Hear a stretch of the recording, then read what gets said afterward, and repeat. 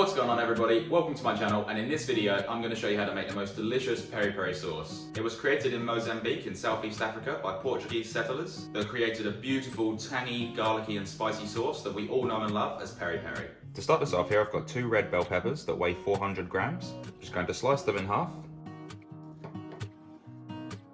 Take out the stem. And with any seeds that might be left in them, just give them a little bang on the bench. And that will remove any of the leftover seeds that are in there.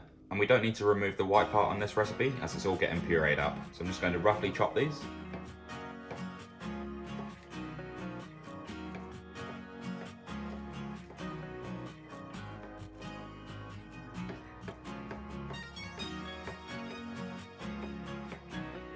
Then once the peppers are chopped up, we're going to add them to a blender bowl.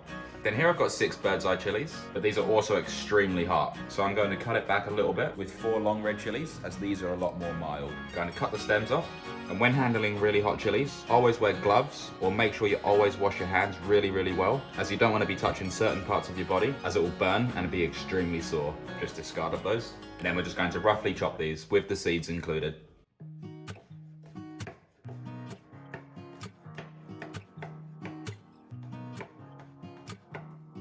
We're then going to add these to the blender bowl. Then here I've got 1 red onion, or Spanish onion. I'm going to take both ends off. Cut it in half. And remove the skin. And with those onion scraps, you can save them for a stock. So then we're just going to roughly chop up the onion.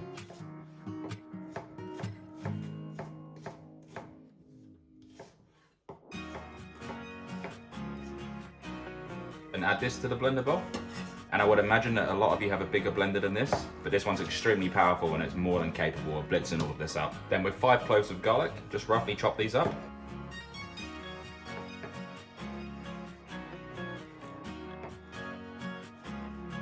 And add these to the blender, along with 1.5 teaspoons or 4 grams of smoked paprika, 1.5 teaspoons or 3 grams of dried oregano, 1/4 cup or 60 milliliters of red wine vinegar. Then with 1 lemon, we're just going to be zesting half of this, and we'll zest the other half later on in the recipe.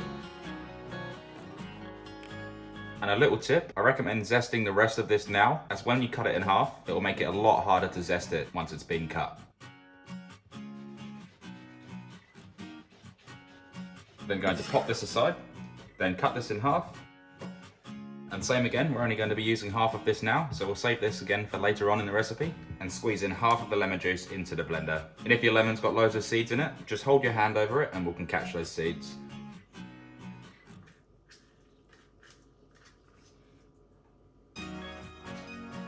And just before we puree this up, I'm going to add in 2 teaspoons of sea salt and 1 teaspoon of ground black pepper.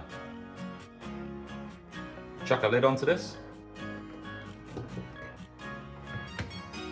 Then we're going to puree this until it's nice and smooth.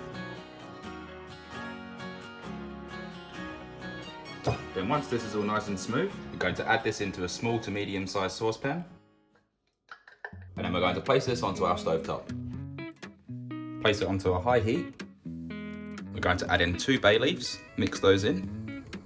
And then we're going to bring this up to a simmer. Then now that this is at a simmer, going to reduce the heat down to a medium and allow it to simmer away for 30 minutes. And during this time, all of those ingredients will break down, all of their flavors will release, and it will infuse into one delicious tasting sauce. And make sure just to give it a stir every 5 minutes or so. After our peri peri sauce has been simmering away for 30 minutes, I'm just going to turn it off the heat, remove it off the heat source, remove those bay leaves.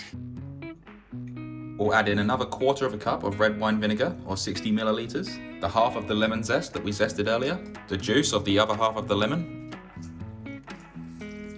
Then using an immersion blender, we're just going to blend this up to the really smooth puree. Then once this is nice and smooth, with the blender on, we're going to slowly pour in 1/2 cup of extra virgin olive oil.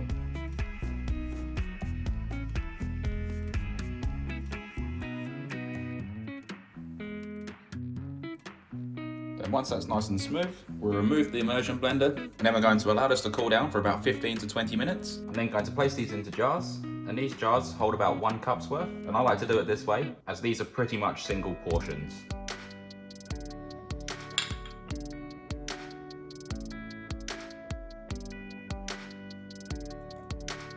Then let's give this a try. That has such great flavour. It's lemony, it's garlicky, it's really nice and spicy, and all of those flavours just really explode onto your palate. And you can keep these in the fridge for up to 2 weeks. I really hope you enjoyed this video and I was able to teach you something. If you did enjoy this video, be sure to hit that like button, and if you want to see more, make sure you hit the subscribe button and don't forget to hit the bell notification next to it so you never miss when I upload. I hope you all have a fantastic day. Thanks again for watching. Bye for now.